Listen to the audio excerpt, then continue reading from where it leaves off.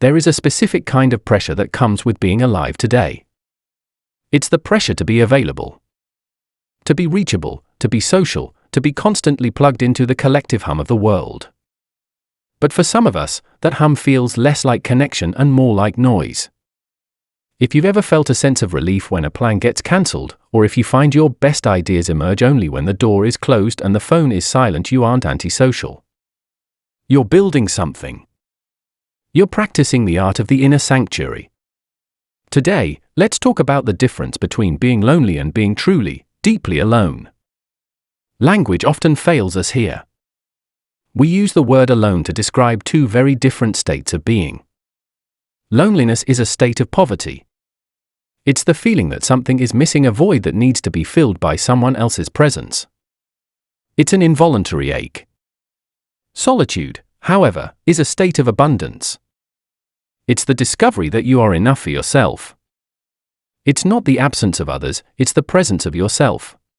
Think of it this way: loneliness is being hungry. Solitude is a feast you've prepared just for one. When we embrace solitude, we stop looking at our own company as a waiting room for the next person to arrive. We start seeing it as the destination. Why do we seek this? Because solitude is the soil in which self-awareness grows. First, it fosters clarity. Without the opinions of others ringing in your ears, you finally get to hear what you actually think. Second, it fuels creativity. History's greatest thinkers didn't just tolerate silence, they required it. And third, it builds resilience.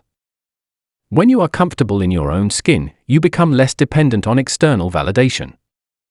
You become your own anchor. If you're new to this, solitude can feel heavy at first. The silence can be deafening. To transition from loneliness to solitude, try these 3 things. 1. Stop filling the space. Resist the urge to put on a podcast or a video the second you're alone. Let the silence sit for 5 minutes. See what thoughts come up. 2. Date yourself. Take yourself to a movie or a cafe. Not because you couldn't find a friend, but because you value your own company enough to treat it. And 3. Create a solitude ritual. Whether it's a morning walk or a nighttime journal session, mark that time as sacred. The world might tell you that being alone is a problem to be solved. But you know better. It's a superpower to be cultivated. You aren't missing out on life because you're by yourself. You're finally catching up with the most important person in your life, you. Thanks for spending some of your quiet time with me today. If this resonated with you, I'd love to hear in the comments, what is your favorite thing about being alone?